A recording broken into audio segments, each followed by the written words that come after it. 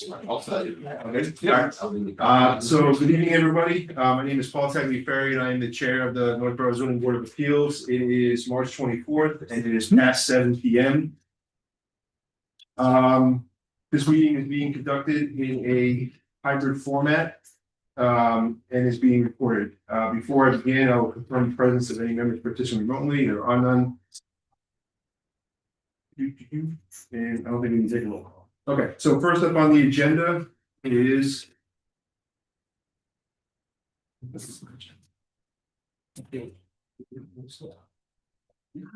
consider the petition submitted by Joanne Saperson for a special permit for adult daycare use pursuant to zoning bylaw section 7-05030, table 1, part B, and special permit with site plan approval pursuant to zoning bylaw section 703-050A. Parentheses 2 for occupation of an existing storefront located at 79 West Main Street, 63 parcel 11 in the downtown business and groundwater protection overlay district area 3. So yeah, Right here. Should we take the table here? Yeah, sure. Yeah, however you want to do this, and you just kind of introduce yourself, and you know, we can just kind of. Well, I'm Matthew Ducey. I worked with an architect, Robert Clarion, out of Harvard, Massachusetts.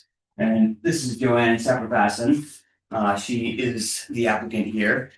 And what we are here today for is, as we say, getting this approval in order to have an adult daycare at this location on West Main Street here in Northborough. Right now, Joanne has a service, a business, Golden Days Social Services, which is an adult daycare, but with a difference because she also has people to look out for her clients there and do PT work, get them moving.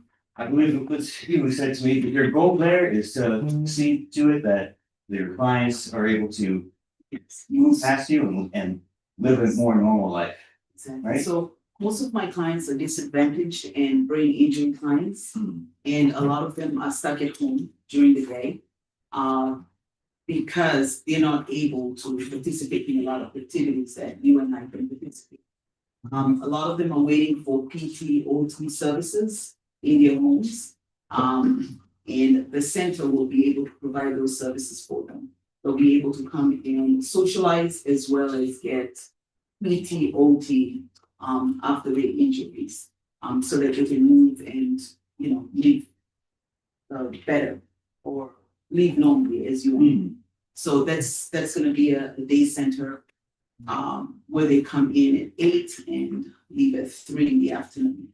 And you've been in business with this for quite a while, right? Since 2018. Right.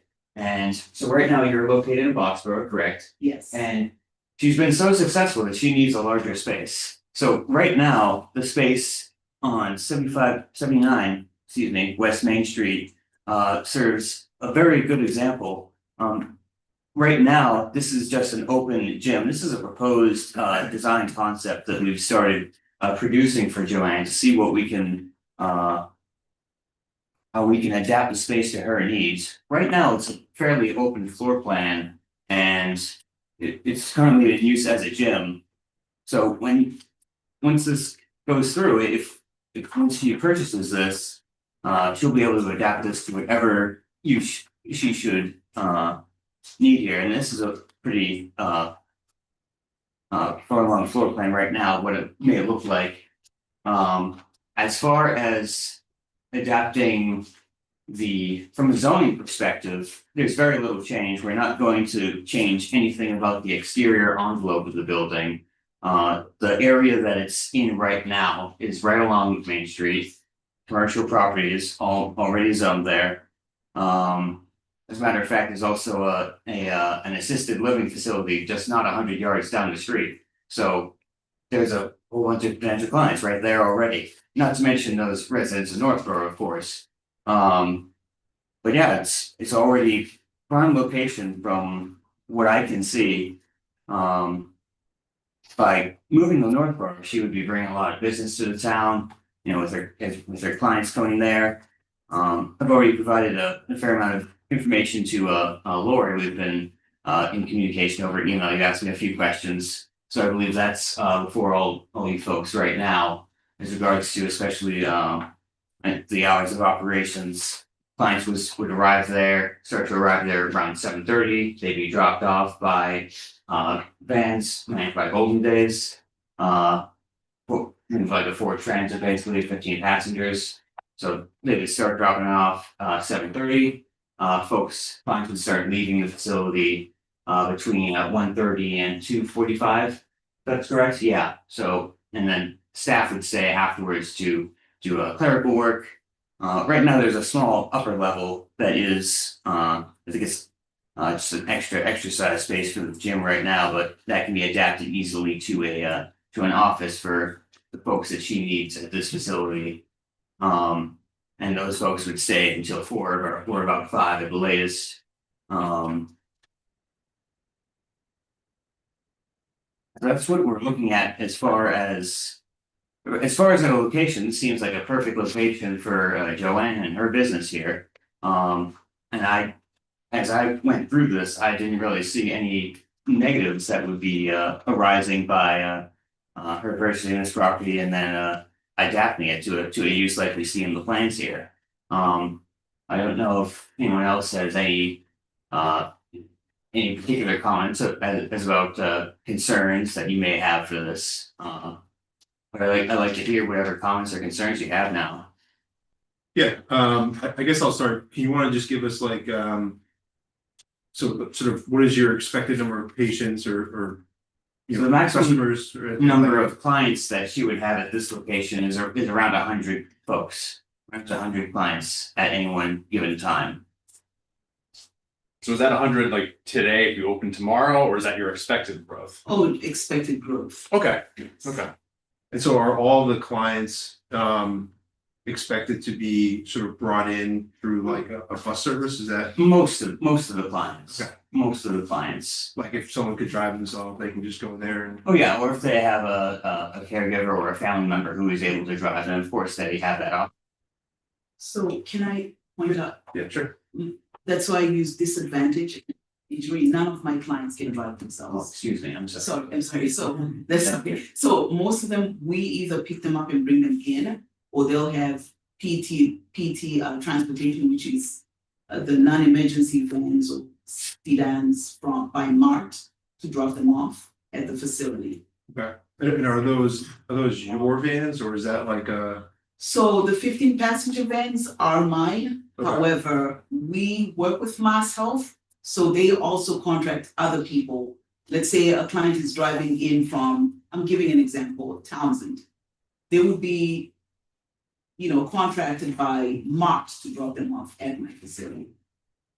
So not everyone will be brought in by me. and how many- However, it'll be a drop-off services, then they leave, because if they are coming in for PT, OT, we're talking about a minimum of 3 hours, a maximum of 3 hours and a minimum of an hour and a half. So they would be left there for at least 3 hours.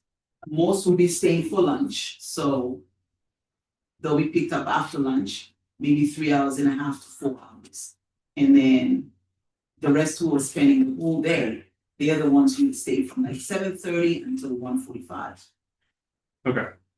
Then how many vans do you expect to own yourself? Like, if we're thinking about, right, you're gonna have, you correct me if I'm wrong here, right, you're gonna have some vans, they'll Yes. probably, leave early in the morning, right, to Yes. go out and grab 10 to 15 patients, say, as an Yes. example, pick them up, bring them back to the facility by 7 a.m. So Yes. how many, So- like, Expected, and I'm giving you the realistic numbers. We're gonna have the 15 passenger vans. I'm talking about between 6 and 9.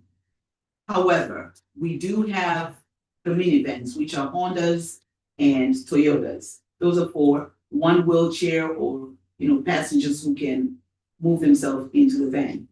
We do have those, and those are mostly gonna be parked in Boxborough, Mass, where our main office is. The vans, the 15 passenger vans that are gonna drop off passengers in the morning, they are also being used by other day programs as well. So we're gonna have 2 or 3, which are gonna be parked there the whole day. The other ones will be coming back in the afternoon to pick up our clients and take them back home. okay.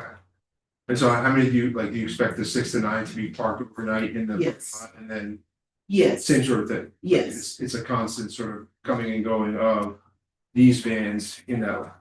Reasonable? yes. So after they drop off, they would leave and there would be 3 remaining on the facility. Okay. And they would return again at 1:45 to pick up our clients. So there will be traffic in the morning. It's between 7:30 and 8:30 for a drop off. And then the traffic would start again at 1:45 and end at 2:30. Okay. And then they would be gone.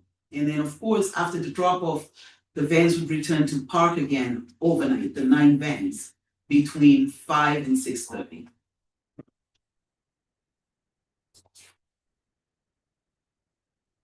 Did you say that the bulk of the vans are gonna be parked in Foxborough? Yes, that's where we park right now. Okay, so there will only be 3 vans overnight here in Northborough. I would say maximum 9. Okay.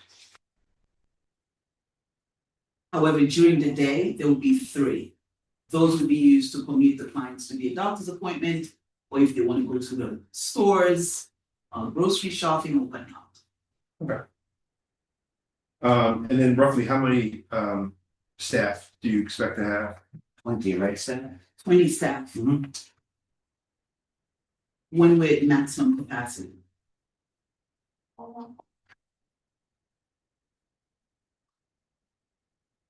And roughly 100 patients? At maximum, yes. Does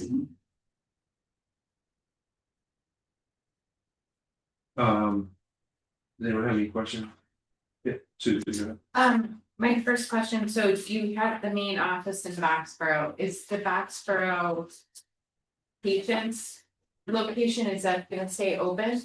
Like, you Yes. need to expand, so the Foxborough patient place is also gonna be open as well? Yes, because that location is mostly for, so we do assessments, evaluations, that's where all our case managers and social workers are. Okay, And that's where we send our case OTPT out to these clients' homes. So that's where all our paperwork is, that's where Marcel's knows where our paperwork is, our audits are done in that building. Our filing, security, everything is in that building.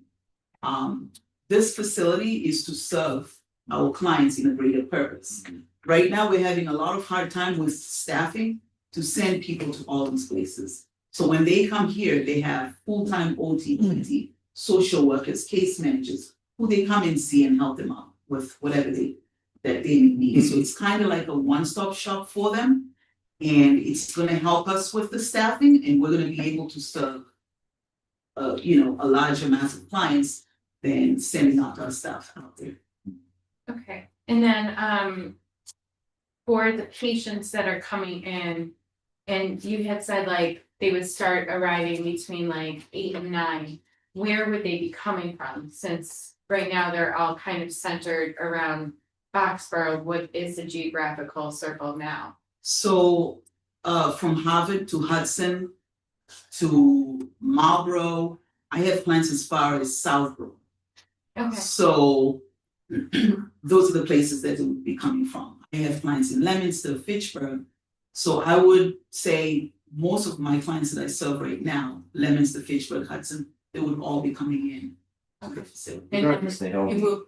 will they all be okay with coming into a facility? That's what they're looking forward to, honestly. Okay. Yes. Okay, and then for staying for lunch, everything that would be handled, so say we approve this, then it goes to like the health agent, I'm just trying to understand. Like the health and the food agent, or where do? How do you plan on providing lunches?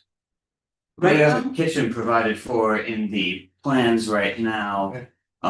We would provide a kitchen in there and yeah, we would go through, the building department first in order to get the building permit, then I'm assuming the health department as well in order to get that, up and running. So you're planning on installing a kitchen for food? Yes, that's correct. Okay.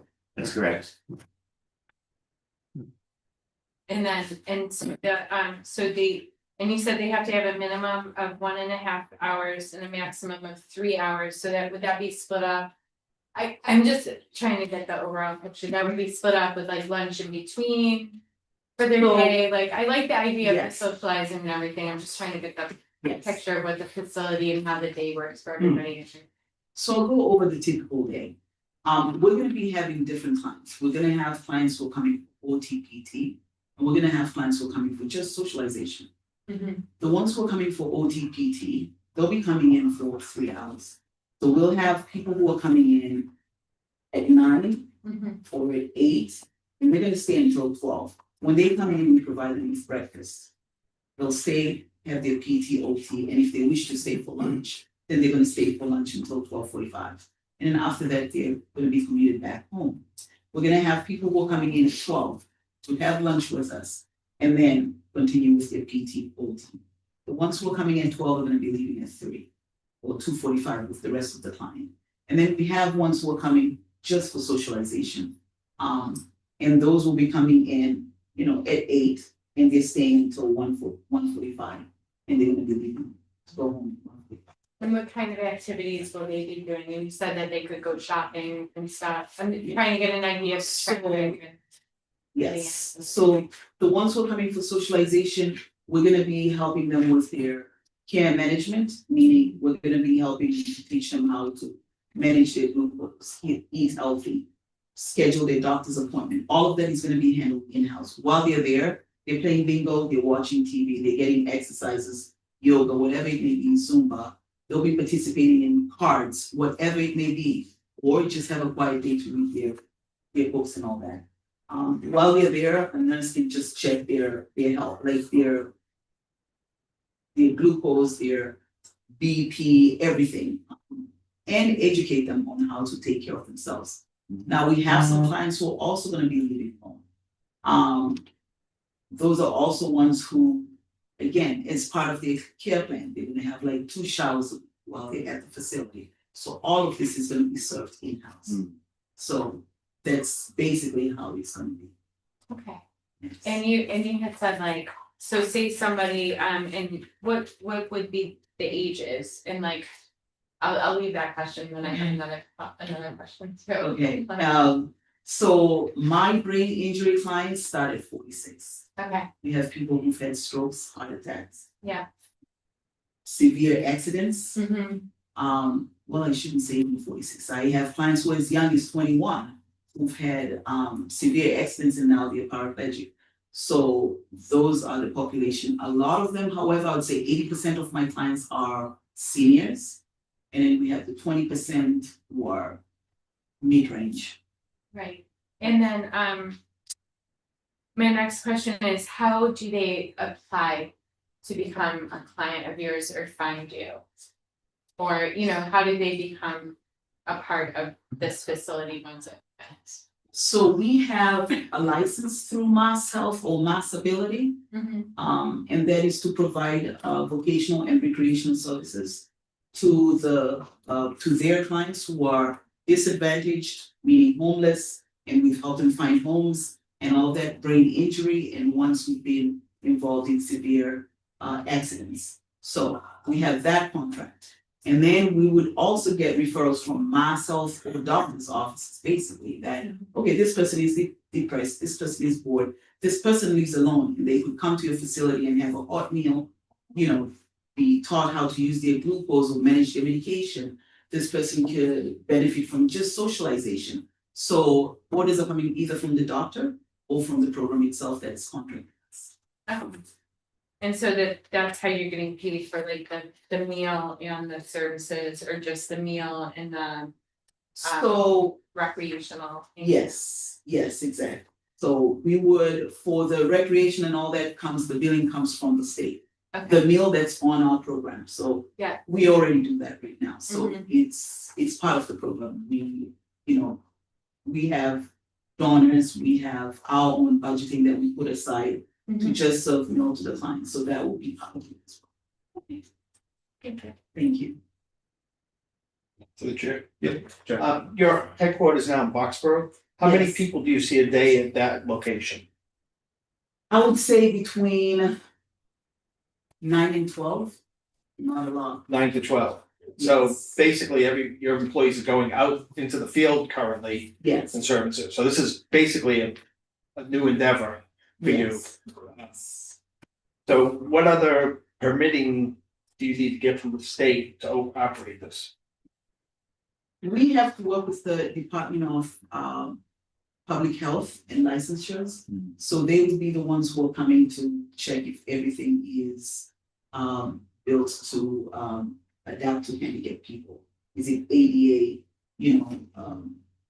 More than ADA, but also just to the state standards. yes, to the state standards. Everything has to be compliant with people who are handicapped. Mhm. So they would come along to just check the facility. Is it built to those standards? And most of them, we have regulations already that are already Absolutely, value Yes. what is required. So they would just follow those standards and go to it. And Mhm. at last, they come inspect it.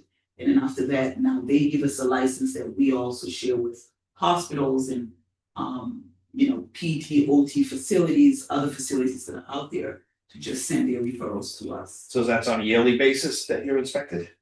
Once we get licensed, we get audited and accredited every 3 years. Which we currently do. We are audited and accredited every 3 years. However, once in a while, they do random visits to make sure that everything is, up to standards. So I'm just looking at the plans that were submitted. I know they're conceptual, but Absolutely. I'm looking at 100 clients potentially and 20 employees. I don't see enough spaces for people. Is So, it just because it's not drawn in, or we it have. seems like a lot of people, 5-to-1 ratio?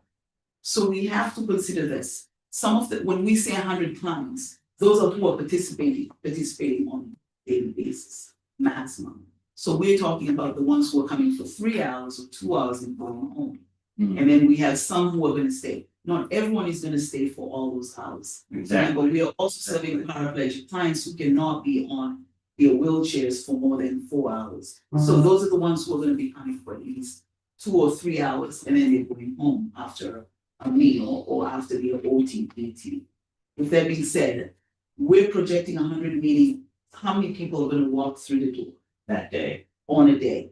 But are they all gonna stay for the 7 hours or 6 hours? No. Some are gonna stay for 2 hours, 3 hours, some are gonna stay for the full 6 hours. So I would say maybe 60 or 50 would be staying on a full day.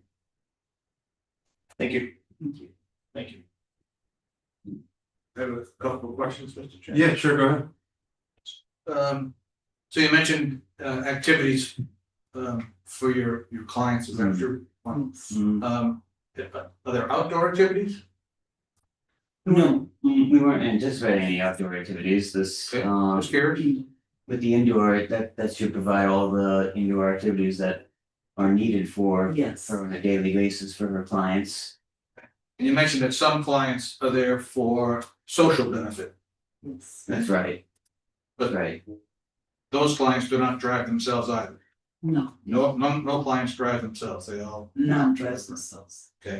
And then with respect to security, Mhm. is security provided, or does the staff undergo security training, or is there a combination of both? So we do have two nurse stations that are situated to provide visibility to multiple different areas at once. Yes. With the nurses themselves being acting as that, as well as the folks in the reception area, which was either the client reception area on the right. That would always be staffed by a receptionist or other So- staff member. Yes, so one of the benefits of this building, it has alarms on the door. That's one of the things that attracts us. So with that being said, we're gonna set those alarms on. We're required, as a matter of fact, by myself, because some of our clients might have dementia, even though we do not take them in, but we might be the ones who see that, oh, because early symptoms of dementia.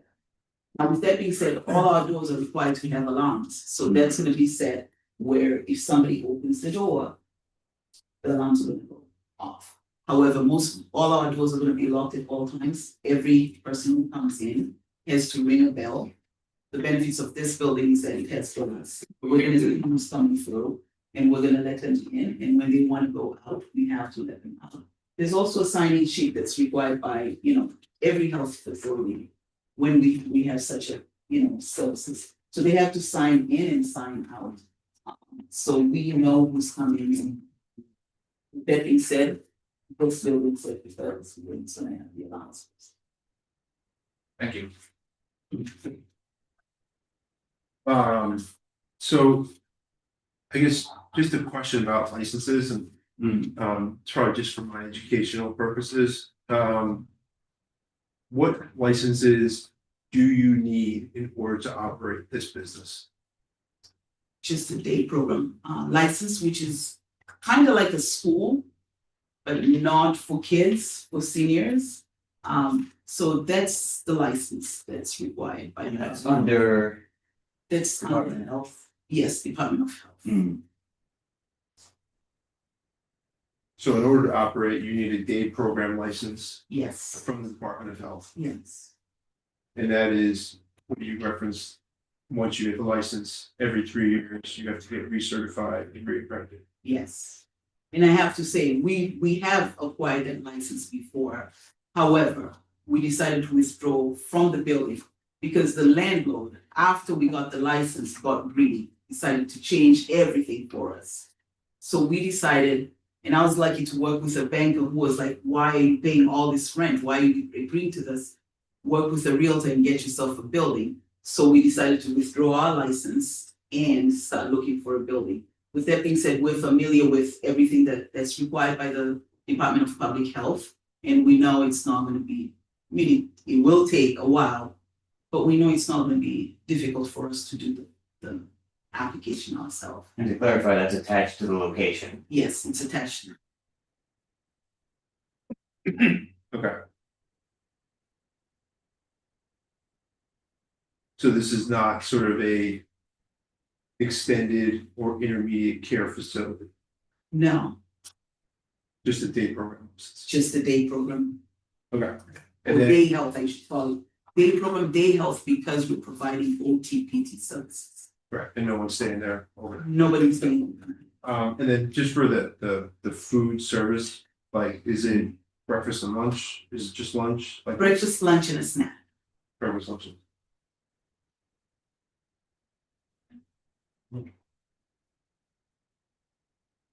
I believe you mentioned that there is also a requirement that a certain percentage of time they have to have the option of going to outside the facility in order to have something to eat. Yes. Is that correct? Yes, so at least once a week, we're required to take them out for, like, to a restaurant.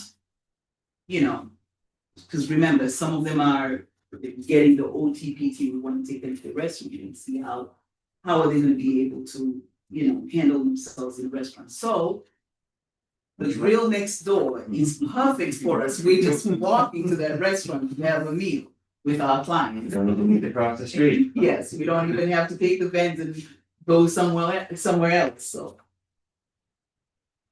Okay, and then the days and hours of operation. So we'll start with Monday to Friday now. I know in the future, we're gonna do half Saturdays. Some of the clients will be coming on Saturdays because they will need to go for hair appointments. Walmart, the pharmacy, whatnot. So they will be dropped off at the facility and then they're gonna be going out with their aides at 9 and then return back to their, homes at around 12 or 1 in the afternoon. So I would say later on, we're gonna do half a day on Saturday. And then in terms of your hours of operation, like when do you think the first employees and patients will get there? And then when do you expect everyone to? First employee should have arrived there at 7 a.m. Last person should leave at 5 p.m.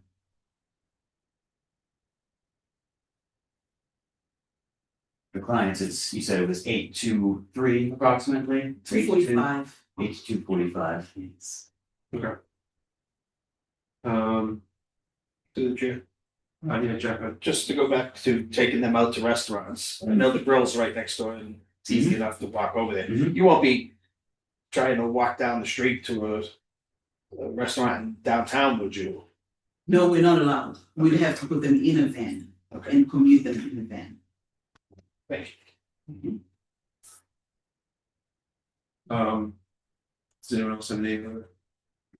Gloria, Bob? Thank you. Yes, I mean, is among the crowd, is an architect or designer in the crowd?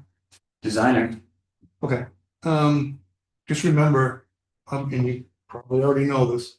The second floor of this particular section has to be office or storage or something like that. You can't have absolutely. your clients upstairs because there's no Absolutely. elevator. Mhm. You also mentioned up to 100 people occupancy, okay? Mhm. When you're doing the build out, Mhm. some of the things to remember is egress pathways, Absolutely. egress width, number of egresses, Mhm. and also bathroom count. Absolutely. Okay, so if you're Yes. going back, depending upon how many people you have in the building or in the space, Mhm. you may have to alter your bathroom facilities or shower facilities. Absolutely. We've already started looking at that with Yeah. these plans here. Also, if you're doing a commercial kitchen, you know, obviously the board of health is gonna be involved, which is fine. Yeah. But you're also looking at potential grease traps and suppression systems. This Absolutely, building is yes, already yep. sprinklered, Yep, so we're not worried about that. yep, But if you're doing a kitchen, you're looking at ventilation and suppression. I absolutely. just want to bring that to your attention. Absolutely. Thank you, sir. And signage. Hmm. Because you're in the downtown business district, Mm-hmm. signage has to be reviewed by the design review committee. Mhm. Okay, that's a new thing that came into town about a year and a half ago. So if you do plan on doing signage, if it's not part of the plan tonight, Mhm. just give yourself extra time because the design review committee wants to work with you and make sure the sign is going to be compatible with that. Very good. Okay, just a heads up. All right, thank you. That's Appreciate all I it. have. Thank you. And no electronic signs? No electronic messaging signs. Yeah. Yeah. So I guess, Bob, just, for you then, in terms of sort of the bathroom Mhm. and ADA compliance, Mhm. is that something that sort of your office will, is that? We take care of all of that.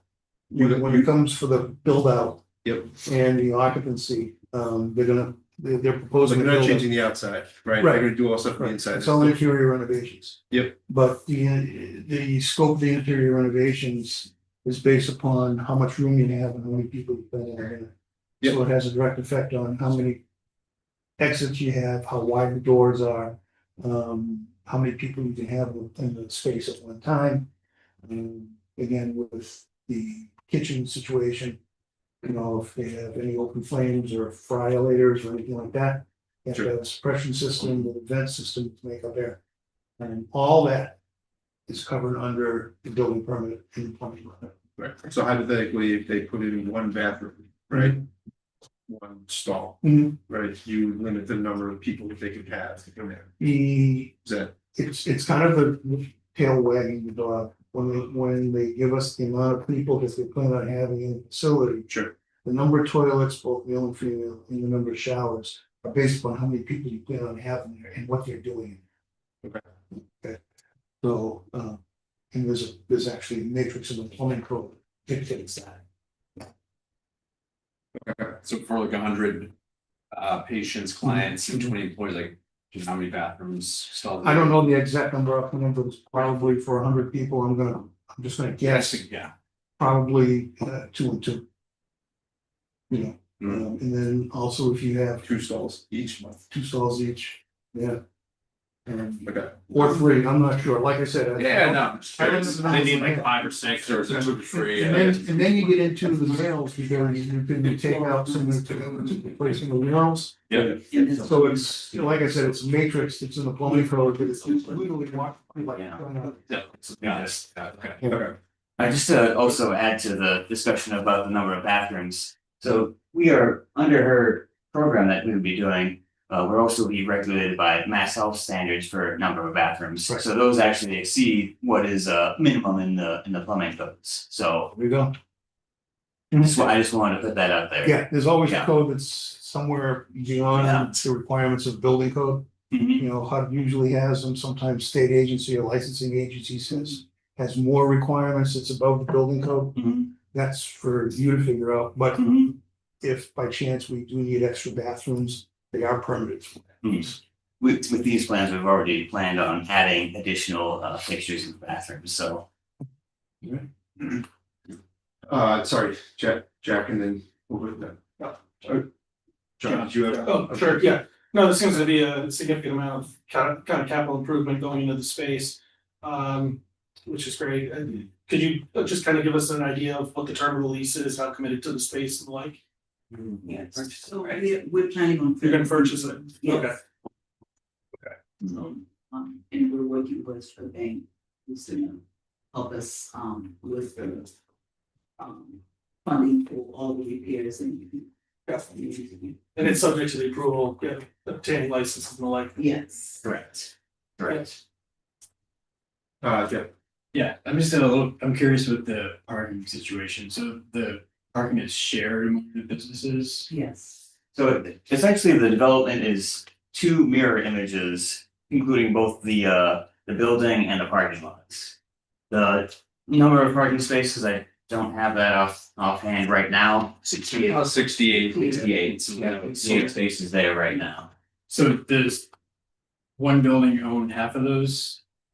Well, 68 spaces mirrored, so 68 spaces for this building right now, and then. As is. I'm sorry, excuse me, 68 total. 34 each. Got it. It's right here. As part of each plot. That's, yeah, Okay. well, it's all one lot, but yeah. So is there some sort of like a covenant or easement that the parking is subject to? I believe we're. So there'll be a cross easement for access part of it, so. Got it. Right. Oh yeah. So there's 4 ADA compliant parking spaces now. Is that something also that the state looks at when they're doing inspections? Required No, more? as long as we have at least one, that should be okay. Got it. So 4 certain. Thanks.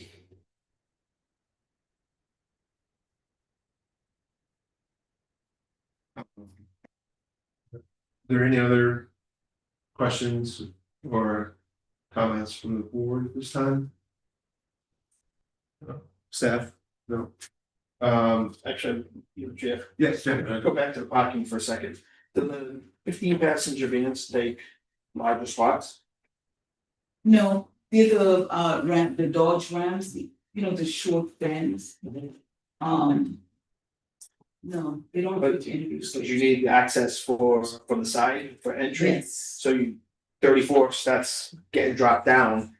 If you got 20 employees on site, some people driving getting transported by their own transportation. yes. So is it going to be enough parking in there? I guess I'm starting to look at 9 could turn into 18 spaces. So if during the day, we'll have the 20 spots for the staff.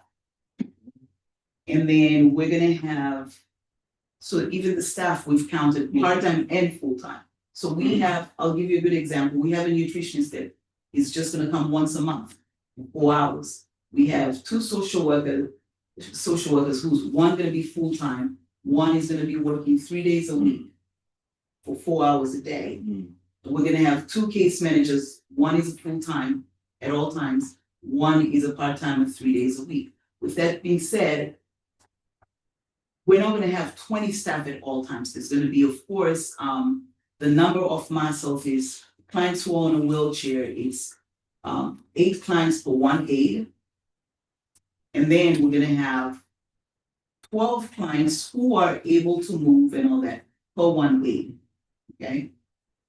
With that being said, there's gonna be more aides, I would say about 8 to 12 aides on a daily basis. The 2 full-time nurses, and then 2 full-time case manager and social workers. So we're talking about 14 full-time staff at all times. The other ones are coming and going 3 days a week. And then the 3 vans. So at all times, we're gonna have between 14 to 18 vehicles parked outside. So there's still gonna be plenty of space. Can I ask a question that may clarify, I think, what you're thinking? The vans will load and unload Yes, at the building, not in the parking lot. Okay. yes, at the building, yeah. And then they're gonna be leaving. Yes, and then they're gonna be leaving, and 3 are gonna be remaining. But even when the ones, so when they unload, they'll be at the building, then they'll move into their parking space. Yes. So you're not having to expand the parking for the access, et cetera. Thank you. This is a public hearing, and I do see people, there we go. So if you could just raise your hand, Fran, Backstrand, if you could just please state your name and address. Sure, thank you, Paul. Fran Backstrand, 76 Cedar Hill Road. I'm not opposed to this development, but I did want to just point out that our use regulations refer specifically to adult day health, which is not what I believe the applicant is applying for. Because it is specifically for elders, it is a mass health program, but under the SHIP program, the state head injury, and the waiver programs, I think that that's what she's referring to. So I just want to make sure that we know that our definition of adult day health is not the same or complete definition of all the services that they are offering. Social daycare is not part of Mass Health's adult daycare. And so just so that we make sure that we know what we're approving is actually the use that that ultimately the state's going to have a lot of oversight as to whether there's enough internal spaces and specific spaces and staffing, as the person was just saying, that there it's highly regulated for the use, but it doesn't actually match the use in our definitions. Sorry, Fran, how does it not match the use? Because the adult daycare that is in our use is specific to the Executive Office of Elder Affairs and the oversight for adult daycare, which is to give caregiver relief for adults, and they do spend the day there, and there are some amount of care given, but it's not a social day program. There are no outings. The social day program I think that she's referring to has to do more with the mass mobility, which is under the state head injury program. And again, it's not, our use is very specific to adult day care. So we might need to find a way in which this fits it, but it's not exactly the same thing from a regulation standpoint, mass health regulations. Thanks, Fran.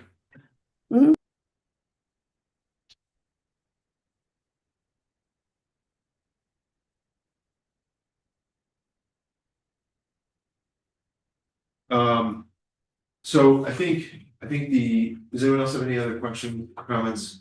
So I think the choice for the board at this point is, so we do have another meeting in a couple weeks, right? So we can either, if everyone feels comfortable enough, with the information, we can close the case and try to make a decision tonight, or we can continue the case to our April 14th meeting and sort of digest some of the information that we've taken tonight, and then come back, and then if we have additional questions, we can address those, or have the applicant address those, and then sort of move on from there. So I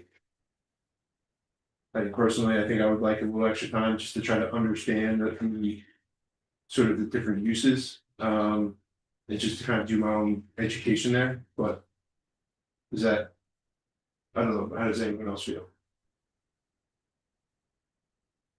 I mean, if you want to continue, I'm fine with that. I mean, Fran brings up a good point. So yeah, I do have a question for Lori and Bob. So we have it down in the application as adult daycare. And so based on what Fran said, is there another use that we need to add to it, or is that? I'm not familiar with the state requirements. Okay. Okay, I'm only familiar with, in this particular case, what they sent as a description. And fitting it into adult daycare. Okay, honestly, there's more information that came out tonight. I was alerted to at the original application. And the adult daycare in the book does talk about cognitive, social, physical, and medical needs of elderly clients, okay? Now, they're talking about elderly clients, the applicant talks about people who are younger than you would consider to be elderly. Yeah. I don't know how much of a window you're gonna give them on that. The other thing is that, you know, again, me not knowing Mass Health or the state requirements, I'm blind to that, to be honest. So, you know, maybe if Vice could be so bold and suggest is that the applicant back and got information in terms of what state is actually required and allowing licensing. You know, my thought is that whatever the state requires and whatever added services the applicant wants to provide is probably not fit in here. I don't know. I mean, it's might be worthwhile. Yeah, garner more information. Okay. Yeah. I guess like if, just for my, and this is more of an education for me, because I'm not too quite transparent, familiar with all the different sort of licenses, right? You know, you are the expert. So I think it would be helpful if you could sort of just lay out the services that fall under the different categories licensed by, it doesn't, but like the license that you need license for, what services you're providing, and all different like sort of components that are sort of together that make up your business. I think would be better, at least for me, better help me educate myself on sort of the full scope of your project. Fran, I see you have your hand raised again. You can- Yeah, just, I mean, I'm sorry to muddy things up. It was just that in the letter that was in the application, it said that it was a social day program, and that's what made me realize that that is not what our definition is, because social day centers are not licensed by Mass Health. There's no oversight for social day care in and of itself. If it's part of the head injury program and the mass mobility, yes, but that is not what our definition is, and that's all. And I apologize for muddying it up. So that's what we said, we have day health as well. So we're providing social and day health. And the day health covers the other category.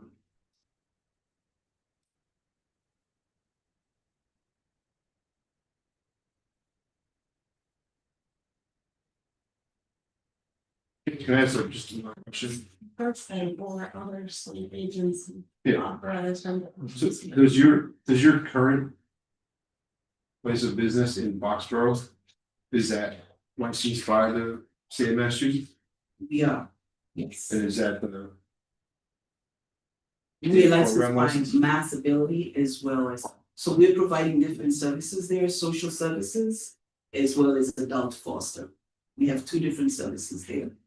And that's why that's a facility where people just come and leave, and we cannot take a lot of clients.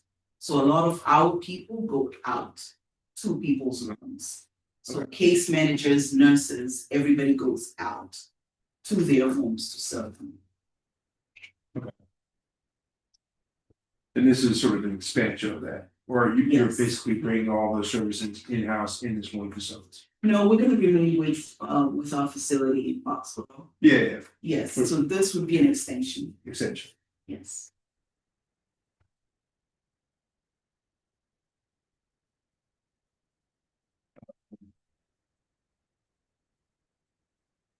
You guys have any other? What do you guys, Brad, what do you think? Yeah, I'm good with continuing, just to get some more information on. I don't see what Bob wanna has to say. approve it and like mess up their licensing because we put it in the wrong hole. I have all the information I need from them. Okay. I'm thorough with my knowledge of what's going on here, but I don't wanna approve something wrongly in our definition, like have it labeled wrong for the paperwork for your licensing. If we need to like label it under a different code, basically, is what I'm worried about. And I think that's what you're getting at. If we need to label it under a different code number. I just wanna make sure we're doing it right. Yeah, Mhm. yeah. I mean, that's, If we need to approve it under a different code, then I'm fine with waiting for the April meeting, which we have coming up, so. Yeah, it's only a couple weeks. 3 weeks. Yeah. Not even. John, Jack, what do you guys think? I'm in agreement. Susie. Okay. Do you guys have anything further? So just to clarify, Yeah. what you would like from us is to provide more information to prove that this is under this particular section and this is correct and we're in the right spot, basically. Yeah, Right. like, I mean, just kind of like, it would be helpful if, and again, I'm not an expert in sort of elder services, but you know, the services you're providing, what is covered under licenses that you need to get, and then making sure that we're appropriately matching up with the sort of our use table definitions. And then when we say that it's a, you know, adult daycare, we're making sure that that fits in there. Because if we approve this, it's the wrong thing, or, you know, it opens it up to appeals and then Absolutely. it gets message. So Sure. this is just, you know, we want to get this done as swiftly and efficiently as possible. Absolutely. And we want to just make sure that we're doing everything correctly so that there's no, you know, hiccups. For sure, absolutely. That requires, you know, some information from us to do sort of our legwork on our side, and then we can meet in 3 weeks. And sort of hopefully button things up there. And even if it's not in that code number, Lori can be like, oh, it should be in this one and we'll. Yeah, we can figure it correctly out. assign Yeah. it to the proper, you know.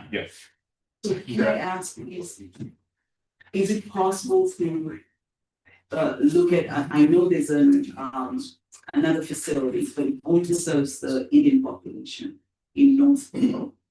They are a social day program. Okay. So they don't offer any PT or OT like you do? No, from my understanding, when I looked at their information, they're a social day program. So I don't know if that will help to look at the codes. I'm not sure. I think it's the one that's on Otis Street. on Otis Street, yes. Like when you're going kind of like Central Mosquito. 155 Otis. Yeah. So in other words, if they're on this Yeah. section of the need to be on that same section. Okay. That's if you're, I would think so too. Yeah, So our next meeting is April 14th, 7 p.m. yes. Okay. All right.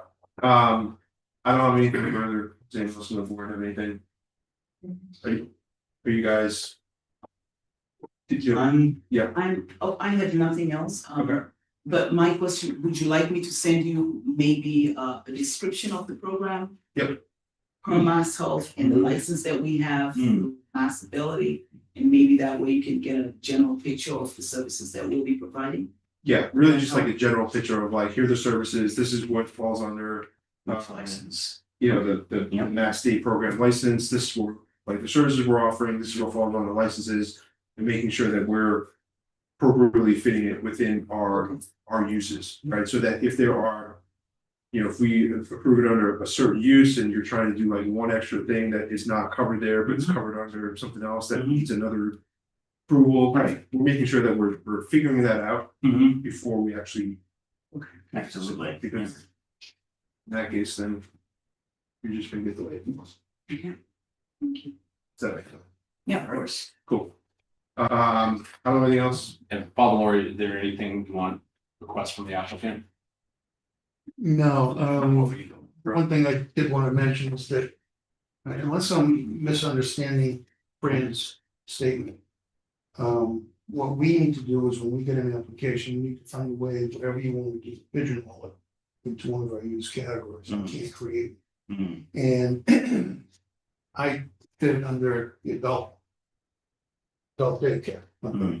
Now, granted that there's more information that it's come to light, which is fine. I still think it fits within that category. Okay.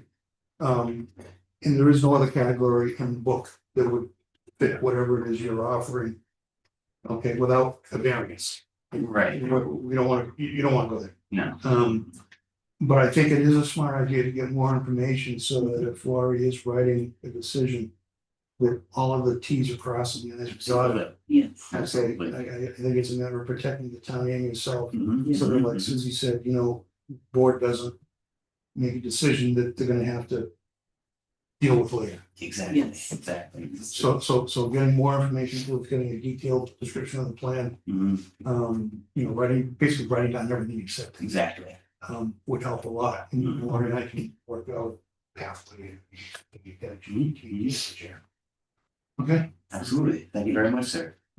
Is there anyone else that needs to speak? Oh, sorry. Yeah, so this, I mean, this still is an open meeting. Anyone else online, or is this just 3 people? You can just raise your hand, just us and Fran. Brad, you want to confirm no one else has their hand raised? Should we look at participants? Yep, no hands raised. Alright, I'll entertain a motion to continue this meeting or this hearing until our April 14th at 7 p.m. Yeah. Yeah, so moved. Yeah, continue 79 West Main Street application to April 14th, Tuesday. I'll second. Alright, Brad made a motion and Susie seconded. All those in favor? Aye. Aye. Alright. Thank you guys very much. Appreciate it. Thank you very much. Appreciate it. Thank you. Wow.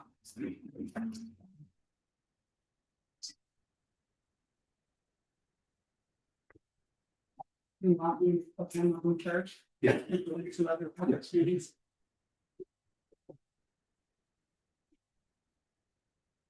Yeah, hopefully you can. Yeah.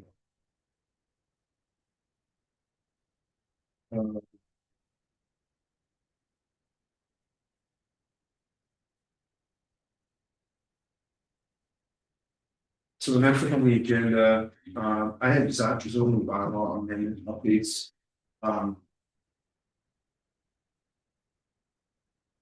If you want to just give like a high level, I mean, we're not really gonna do much with them, but just to kind of.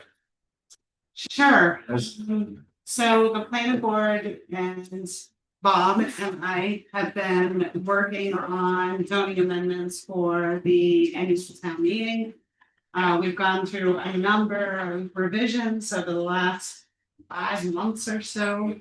The planning board did decide to shelve the amendments to the open space residential design bylaw. Those will be entertained at a future date.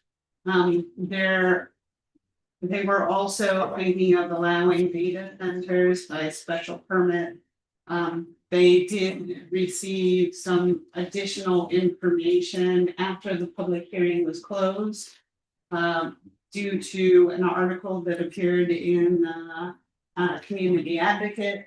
So the planning board did decide to reopen the public hearing, so the public hearing will continue on April 7th. So that way they could hear the feedback on data centers and any of the other bylaws.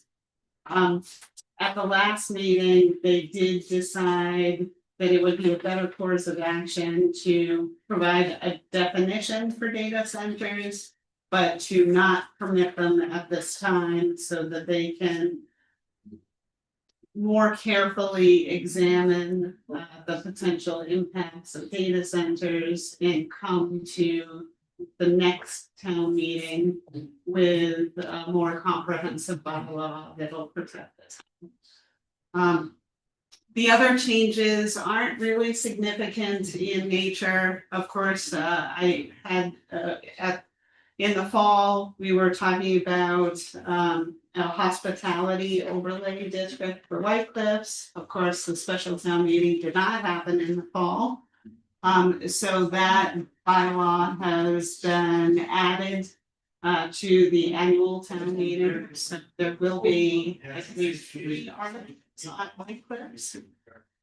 So one is going to be a lease to purchase agreement with Elegant Banquets. A second one is going to be a TIF agreement, the particulars of which I do not know this time. And then the third one is going to be the hospitality bylaw.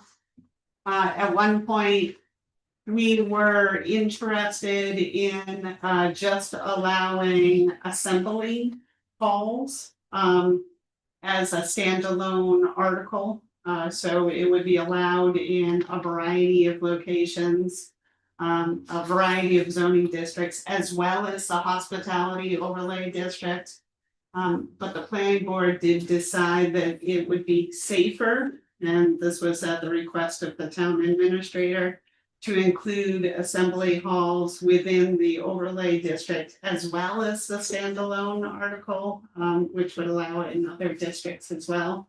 So the feeling was if the article failed in other districts, it could still allow assembly halls within the overlay. So fence bylaw. I know Susan in particular was interested in the fence bylaw.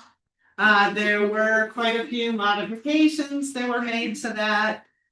We did clarify that we're talking about opaque fences. So if you have a chain link fence, that is 6 feet tall in the front, then that's okay, because you can still see through it. But if it's an opaque fence, you're limited to the 3.5 feet within that front yard setback as well as the corner lots. And it does provide a mechanism for relief from the zoning board of appeals. So that way, if somebody wants to get a special permit for a taller fence, then they may do so. They just have to demonstrate that it's not going to be a sight distance issue. It's not going to endanger health and safety or unreasonably impair sight distance or circulation of that. So you may be seeing those applications in the future. It does provide a mechanism for how to measure fences. And it also provides guidance on what to do with slopes. So it says on slopes, the height shall be the average of the high and low points of each fence section. Portions of the fence may exceed the maximum allowable height if the average does not exceed the maximum.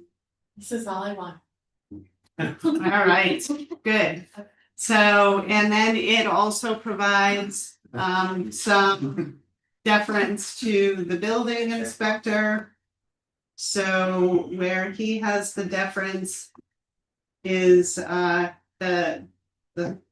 first sentence in the fourth little paragraph. An opaque fence or hedge shall be no taller than 3.5 feet between the street and the front yard setback line or the building setback line, front of the foundation, whichever is closer to the street, where, in the opinion of the building inspector, they would obstruct visibility. So that harkens back to the hedge example that I provided at that planning board meeting, where, for example, I have 40-foot tall hedges. However, they are trimmed up to a height of 5 feet. So the first 5 feet is not obstructed because they're trimmed. So that provides Can be about a little bit of flexibility for situations like that where people want to trim up their hedges to provide for sight distance. So hopefully that takes care of all the concerns. Susie, if it doesn't, please let me know. I just wanted fences to be measured. Yeah. That's a lot. It ends up being, once you get into it, it ends up being a little bit more complicated than one could ever think hedges could be. So I think we've gotten there in the end, but of course town meeting will determine whether we did. And then, of course, there's the bylaw on donation collection bins. That has changed quite a bit through the months.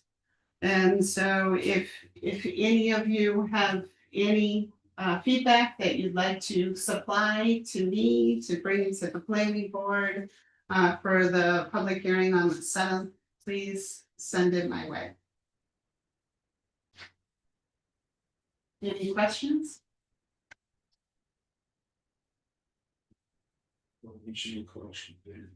So the donation collection bin bylaw does provide some relief for schools and That's churches. the collection in bylaws and just. Oh, yes. What's Yes. that for real? Taxes are complicated and so are donation collection bins. I just wanna point out the fences are only. That's all I see. So If you measure it, Bob is the man on donation collection bins, so he would be the permitting authority, it wouldn't go to a board. And the long. What is the problem we are trying to solve with this? Somebody doesn't like them. Someone doesn't like donation collection bins. Particularly in the downtown area. So I did notice that Blake Street has grown another donation collection bin, so there used to be 2 and now there's 3. You know, you probably have been older. So this would limit the number of donation collection bins But it's to 1 per property. Except if you're a school or a church, then you can have 2 maximum. So they can't just be thrown on the parking lots like they were in the municipal parking lot on Lake Street. Nobody knows who the bins belong to. They'll have to be there'll have to be like a sticker on there explaining who the vendor is, so you have a number to call. And they can only be placed for, it's for nonprofit purposes. And they only get a permit. Yeah. And it's a yearly permit. And any pre-existing have a certain amount of time to obtain. How much is the permit? To be determined. Originally, we put the fee in bylaw. But of course, in order to modify the fee, it would have to go to town meeting again. So we altered the language, so it will be consistent with the building department fee schedule, which is approved by the select board. So you will get to recommend a fee and they approve it, and if he wants to modify it, he goes to the select board for permission to modify the fee schedule. So it does also say that they have to be well kept, that folks can't just kind of drop bags of garbage around there. It'll have to be cleared away within 8 hours, I believe. It's 24 hours, you know. And if there's any violations, it runs through the same violation process that we do everything else through the zoning code. And then they have to specify what their individual schedule will be. So they have to collect the items that are donated at least every 7 days. Who's gonna keep track of that? Huh? He's You're got gonna nothing drive else. around town, keep a record of, hedges and bins. are we setting a precedent here, or are we just catching up with other? We're catching up with other towns. How the other towns enforce it, I don't know. Lately, we've been dealing with ADUs and energy codes in all of our inspectors meetings. So, you know, signs, fences and donation bins, and things like that. Don't necessarily rank real high on the priority thing, however. You know, I do drive around town a lot where these things are located and I do notice them. You know, it will have to have a separate. For our permitting system, come up with a new permit just for these bins, similar to what we did with ADUs. If you click on, I want a full permit for an ADU, or in this case, collection bin, click on that. And it will have all the necessary documents it's gonna have to upload, all the rules and regulations that they're gonna have to acknowledge by clicking on a checkbox, so that they acknowledge that what's in the zoning code, you know, they've acknowledged. Okay, and they are liable to be responsible for that. At the end of the day, all I can say is I'm looking forward to the time. Just looking at her every day. But I'm too young to go. David, what, I'm sorry, what's an ADU? Accessory dwelling unit. So, sorry, like.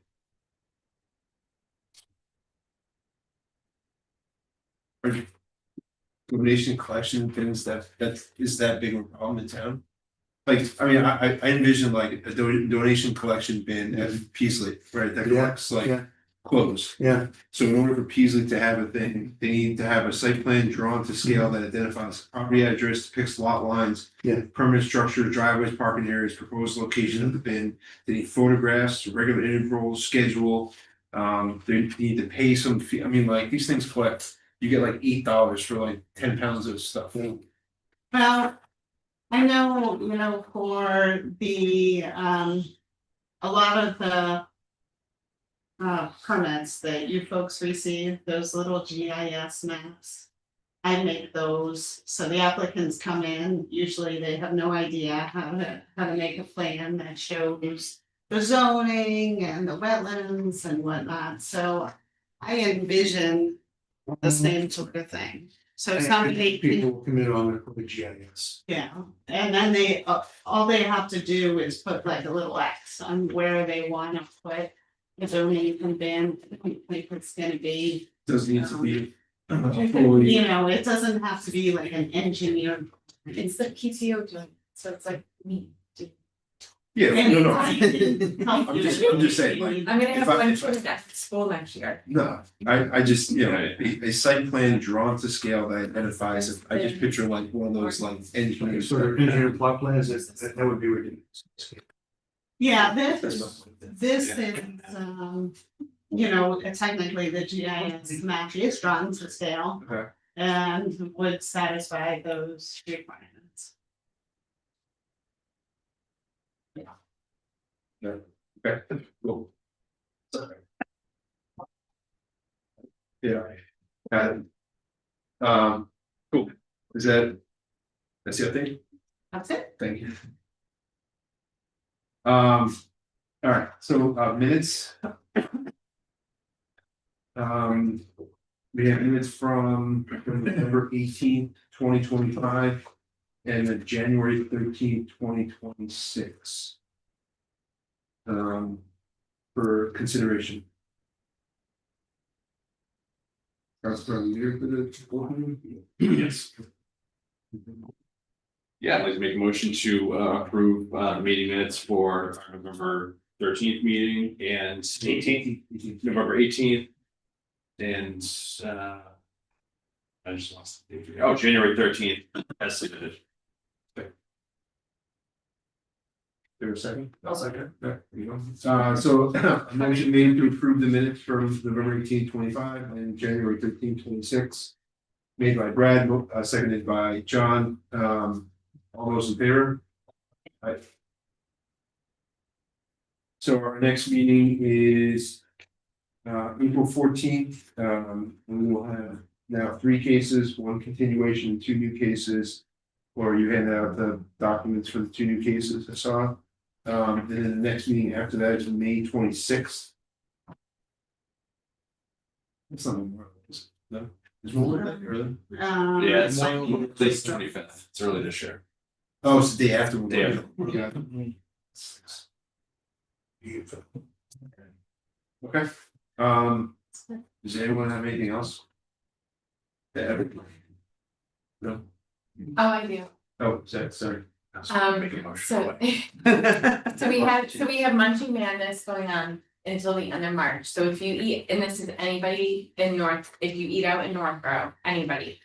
You can upload a receipt to our website or email us at northboroughcbc@gmail.com. Email us your receipt and your name, address, phone number, and email.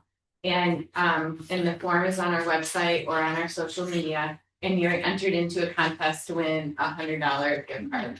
And all this is to do, the only thing that, and I'm the one that's gonna be looking at the receipts, so it's safe. That all it is to do is to promote our Northborough eateries. So if you get a coffee out, a donut, brunch, slice of pizza, sushi, anything. And you can enter it as many times as you want, it's just to promote the Northborough restaurants, that's all. So it's until March 31st. And then the annual town cleanup is May 2nd, and that form, another form, will be coming out around April 1st. I have someone new working on it, working on the form, so if it doesn't pop April 1st, bear with us, but someone new isn't, I don't handle that form, that's not me. Never have, but someone who's handling the form, and that will come on April 1st, so May 2nd, town cleanup. And I'll announce it again in April. Cool. And vote yes on the fence bylaw, I don't know if I can say that, but. Lobbying the fence, isn't it? I'm lobbying for the fence bylaw. It's only a paragraph. Does anyone else have anything else? So Chair, make a motion to close the hearing? Sure. Next second? All right, all those in favor? Aye. Thank you, everybody. Yeah, introduce yourself, yes. Yes, I will, I will. Right. Do it right now. I have 80 out at least. Thanks so much. That's it.